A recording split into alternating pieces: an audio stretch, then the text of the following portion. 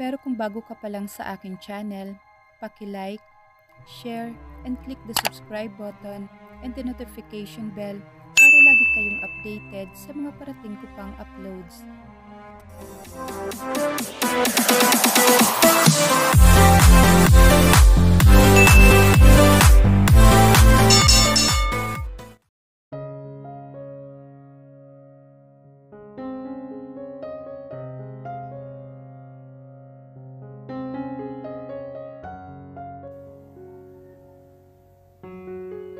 Tumuloy si Rafael sa bahay niya. Pumasok siya sa loob ng kwarto ni Jaisel at umupo sa stool sa harap ng dresser nito. "Bakit mo to ginawa, Jaisel?" Tanong niya sa isip. "Bakit hindi mo man lang ako hinayaang magpaliwanag?" Himutok niya. May napansin siyang kung anong nakasuksok sa gilid ng dresser nito. Wala sa loob na kinuha niya yon. Nangunot ang noo niya habang inaayos niyang nilamukos na envelope. Sebastian and Benviaje Nuptials. Ayon sa nabasa niya, "This is great." Tura niya sa sarili. Natumba niya ang trash can na mapaatras siya at sumambulat ang laman niyon. Napatingin siya roon. May isang supot ng butika na napalayo sa karamihan ng basura. Pinulot niya yon. Nanginginig ang kanyang mga kamay nang mabasang pregnancy test kit na nakasulat sa papel na kasama niya yon. Hiwasan so naive para hindi mabasa ang ibig sabihin ng mga guhit na yon. "Where are you, sweetheart?" Hinagpis ng binata. Natatakot na siya sa maaaring mangyari kay Jaisel. Ang ginawa ni Steph at ang kalagayan nitong siyang naging dahilan kaya pinili nitong umalis sa poder niya. Hindi niya mapapatawad ang sarili kung may mangyaring masama rito. She might appear stubborn and hard-headed kapag binubuli niya. But she was so frail na marahil ay defense mechanism lang nitong ugaling yon. Nang maisip ang dating katipan, ay nagmamadali siyang lumabas ng silid upang magtungo sa garahe. Nadaanan niya si Dario na kasalukuyang nagkakape. Sinanyasan niya ito na ipagpatuloy ang pagkakape nito dahil siya na ang magmamaneho. Nang makarating sa apartment ni Steph, ay kaagad siyang bumaba ng sasakyan at tinungo ang pinto. Nakailang katok lang siya at binuksan niyo ng dalaga. Kumawala ang matamis ng ngiti sa mga labi nito na mapagsino ang kumatok. "What brought you here, darling? Come in." Masiglang sabi nito. "Bakit mo to nagawa, Steph?" Madilim ang anyo na inihagis niya ritong nilamukos sa invitation card. Nawalan ng kulay ang mukha ng babae. Suddenly, furrows to her flawless cheeks. She had never seen him this angry before. "I want to win you back, kaya ako nagawa yon. I love you so much, Rafael." At humagulhol ito. Unti-unting nawala ang galit sa kanyang mukha. Naawa siya rito. Nagpakawala siya ng buntong hininga. "Steph, what we had is gone forever." Aniya. "Kahit hindi dumating sa buhay ko si Jaisel, maaaring hindi pa rin tayo magkakatuluyan. Dahil marahil yun ang nakatadhana sa atin. Maaaring nagkasundo tayo sa isang bagay, pero yun lang yun. We both know that we don't really share this thing called love. I don't actually know such until I met Jaisel." Tulalang napatingin si Steph sa kanya. "And all I want from you is to be happy for me." He stayed a little while, then slowly turned his back and walked away. Steph watched him sadly. Alam nito na yon ang huling pag-uusap nila ng binata. Hindi alam ni Rafael kung saan nahagilapin si Jaisel. Natatakot na siya at baka kung ano maaaring nagawa nito sa sarili. Alam niyang gulong-gulo ang isip nito ngayon at gusto niyang sipain ang sarili dahil hindi mo lang niya napansin na may dinaramdam na pala to sa kanya at hindi niya pa nalalaman. Kaya pala may napapansin na siyang kakaiba rito. Nagpasya siyang puntahan ang bahay ng mga magulang. He needs someone to talk right now dahil kung hindi ay baka mababaliw na siya ng tuluyan. "Oh, ano bang nakain mo't naisip mong bisitahin kami ngayon?" Nakangiting bungad ng Gobernador Sebastian sa anak na makitang papasok siya sa loob ng dining room. "Good morning, Ma." Bati niya sa ina bago humalik sa pisngi nito. "Hello, honey." Sagot nito. "It isn't morning? It's almost noon. Halika, kumain ka muna." Sinanyasan nito ang katulong na ipaghahain ng anak. "What's the problem, iho?" Tanong ng gobernador sa anak. "So, you think I have a problem?" He pulled one chair and sat in front of his mother. Kumuha siya ng kanin at ulam. Nakalimutan na pala niya pati ang kumain. "No, I wasn't thinking, son. It's all over your face." Rodora looked at her son closely. Lalo naging wavy ang kanyang buhok na tila hindi na yata siya nagsusuklay. Ang mukha niya ay napapalibutan ng mga tumutubong balbas. "I'm in love," deklara niya. "Oh, that's not a problem, iho? Who's the lucky girl?" Nais malaman ng ginang. "Giselle, but she went away." Laglag balikat na sabi niya. "Then chase her, son." Anang matandang lalaki. "I've been searching her for days and she's pregnant with my child." "She's what?" Shock na tanong ng kanyang ina. "Oh my, mas lalong dapat mo siyang hanapin at baka mapaano sila ng apo ko. Alam mo, unang kita ko pa lang sa batang yon, alam ko nang siyang para sa'yo. I've seen love in her eyes para..." She stopped in mid-sentence. "Wait, did you tell her that you love her?" Nakakunot noong napaangat ang paningin ni Rafael dito.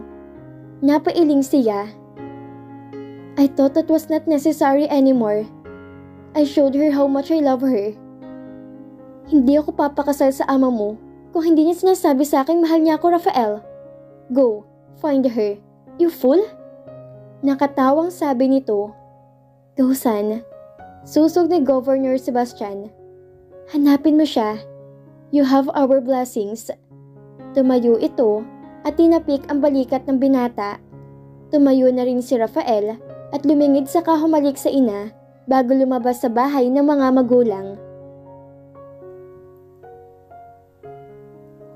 Magtatatlong buwan na mula nang umalis si Giselle sa bahay ni Rafael. Sa tulong ni Arlene, inapatira siya sa bungalow ng pinsan nitong mag-immigrate sa Canada.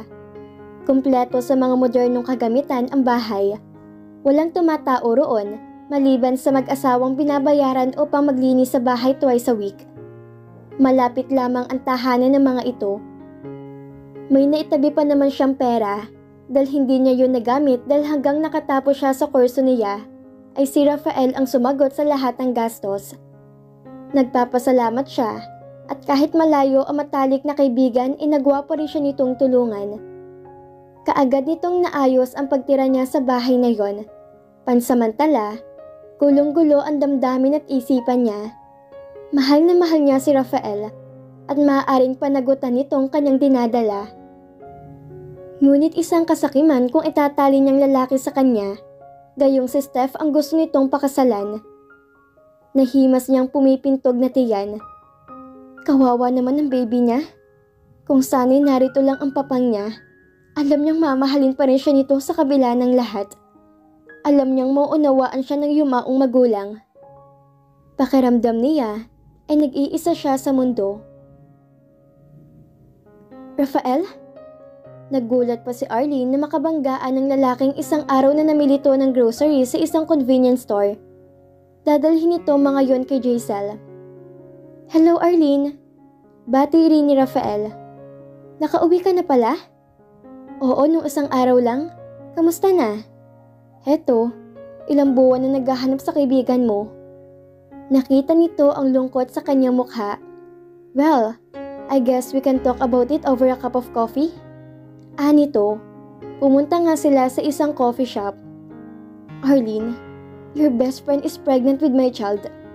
Please help me to find her. Alam kong kauwi mo pa lang at sigurado kung pagod ka pa hanggang ngayon. Ngunit nakikiusap ako. Kilala mo si Giselle. Maaaring alam mo kung saan siya pwedeng pumunta." Napalunok ang dalaga. "Hindi ko alam kung nasaan siya, Rafael. pero kokontakin kita sakaling makita ko siya. Ilang sandali pang nag-usap ang dalawa bago nagpaalam. Nakarating si Arlene sa kinaroroonan ni Jaisel. Inilapag nitong mga supot ng grocery sa sofa. Nag-abala ka pa niyan? Makakabili naman ako dyan sa grocery store sa tapat eh. Nakangiting bungad niya sa kaibigan. I saw Rafael. Pagbibigay alam nito at umupo sa sofa. Tumabi siya rito. He looked hurt and devastated, Jaisel. He was searching for you for months.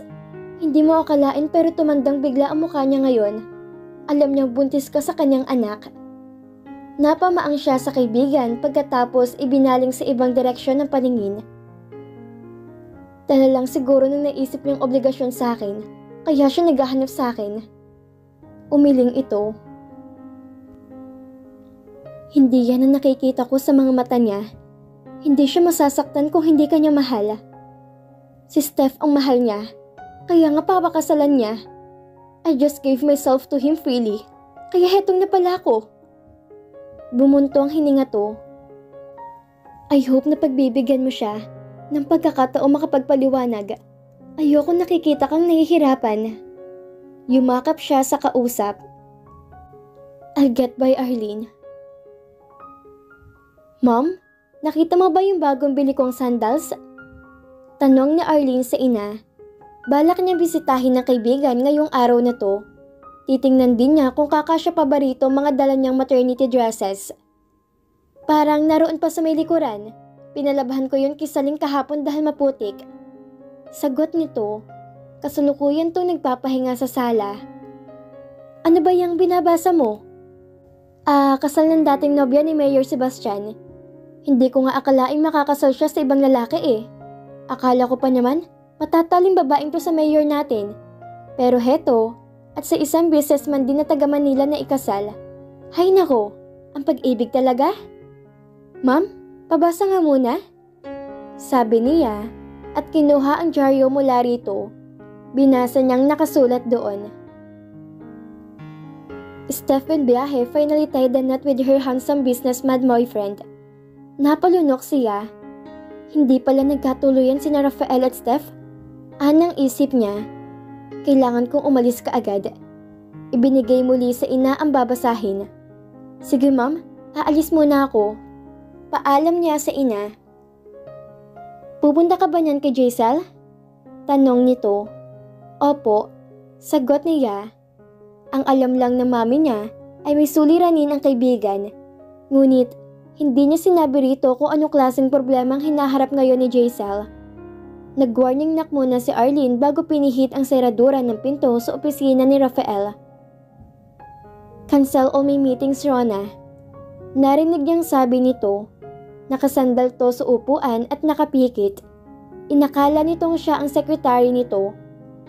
Rafael? Bumukas ang mga mata ng lalaki. Malungkot siyang ngumiti na makitang nakatanghod sa kanya ang kaibigan ng babaeng minamahal. Hi Arlene. Nagpakawala to ng hangin bago inilapag sa mesa ang kapirasong papel. I'm sure Jaisel will hate me for this, pero ito lang ang pinakamalaking maitutulong ko sa kanya. Anito. Just promise me one thing, Rafael. What is it? Naguguluhang tanong niya. Promise me not to hurt my best friend. I promise. Napatayo siya na makitang address ang nakasulat sa kapirasong papel na yon. Sumilay ang ngiti sa kanyang mga labi. Salamat Arlene. Marahang tumango ang babae at lumabas na ng silid na iyon. Nagmamadali siyang nagpaalam sa sekretarya na may pupuntahan siya. Kasalukuyang nagluluto ng ulam si Jaisel nang marinig niyang may kumakatok sa pinto. Naisip kaagad niya si Arlene yon dahil wala namang bumibisita sa kanya maliban dito. Pinatay niya ang burner bago to tinungo ang front door. Hawak ang kaliwang kamay ng tiyan na binuksan niya ang pinto. Nawala ang ngiti sa mga labi niya na makitang hindi ang kaibigan ang nasa labas. Rafael? Sumilay ang alanganing ngiti sa kanyang mga labi. How she missed this man so much. Gusto niya tong yakapin, ngunit pinigil niya ang sarili. Tama si Arlene. Tumanda ang lalaki kaysa sa edad nito. Mahaba ng buhok nito at may balbas na rin sa mukha. Hindi nito may alis ang paningin sa babae. Gusto siya nitong ikulong sa mga bisig. Napansin nitong lalo siyang gumaganda sa maternity dress na suot. For you, sweetheart. Iniabot nito sa kanya ang 2 bouquet ng roses. Thank you. She blinked away the tears in her eyes before he could see it. Pasok ka? Pumasok ito sa loob ng bahay at naupo. Dadalhan kita ng kape. Aniya. Tumango ito at pinanood siyang maglakad patungo sa kusina. Nagtimpla siya ng kape nito. Hindi makikita mula sa sala ang loob ng kusina, kaya naupo siya sa silya. Napatungo siya. Hindi niya alam na umiiyak na pala siya. Nainip si Rafael sa paghihintay sa kanya kaya sumunod to sa kanya sa kusina. Kaagad tong lumapit na makita siyang lumuluha. Sweetheart, I'm sorry. Sabi nito na yumakap sa kanya. Kung ilang minuto siyang umiiyak sa dibdib nito, patuloy ito sa paghagod sa likod niya hanggang mahimasmasan siya. Humarap siya sa lalaki. Masuyo nitong pinahid ang luha sa magkabilang pisngi niya. My father was only my family. Rafael, I feel so alone na mamatay siya. Kaya nga pinatira mo ako sa bahay mo at nagkaroon ako ng pagkakataong mapalapit sa'yo at mangharap na mahalin mo rin ako. But I love you, sweetheart. Lumunok siya nang marinig ang pagtatapat nito ng pag-ibig. Nang pumunta si Steph doon sa bahay at ibigay ang invitation ng kasal niyo, nawalan na ako ng pag-asa. Nakita ko rin kayo naghahalikan nung araw na pumunta ako sa opisina mo para ibalitang buntis ako. Hindi ko alam kung anong gagawin ko. Ayoko maging sagabal sa anumang plano niyo ni Steph. Kaya kahit masakit sa akin, umalis ako sa bahay mo. Humikbi siya. The very first time I set my eyes on you, ay minahal na kita, Jaisal. He sighed. Hindi ko minsan man inakala na anak ka ni Ramon hanggang dumating ka sa hospital. Hinila nito ang isang upuan sa tabi niya at naupo roon. Kinuha nito ang kamay niya at ikinulong sa mga palad nito. The promise I made to your father was enough reason para hindi ka mawala sa paningin ko. You'll be in my heart, sweetheart, forever and ever. And correction, hindi ako nakikipaghalikan sa kanya. Siyang humalik sa akin. Si Steph, forget about her. She just got married to her new guy. I really was so foolish for thinking her to be my wife. Bahagyang katahimikan ang namagitan sa kanila. Binasag ni Rafael yon pagkaraan ng ilang saglit. May kinuha tong maliit na kahon mula sa bulsa ng slacks nito at binuksan iyon. Will you marry me? Madamdaming tanong nito. I will never let you out of my sight again, Jaisal. Napasinghapang dalaga. It was a ring. A beautiful diamond-studded gold ring. Yes, I will marry you, Rafael. Muling sumungaw ang luha sa kanyang mga mata. Niyakap siya nito. I was supposed to give this to you the day you went away. I know it was only my fault. Iniharap nito ang kanyang mukha rito at masuyong tiningnan. Wag mo na ulit gagawin to, ha? Seryosong sabi nito. I'm sorry, Rafael, for leaving you and making you miserable. Sumisinghoti ang sabi dito. Sweetheart, tapos na yon. Buong pagmamahal na minasdan nito ang kanyang mukha. I love you. I love you too, Rafael. At muli silang nagyakap. Para kay Jaisal, ayun na ang simula na maliligayang araw niya sa piling ng lalaking ito na mahal niya.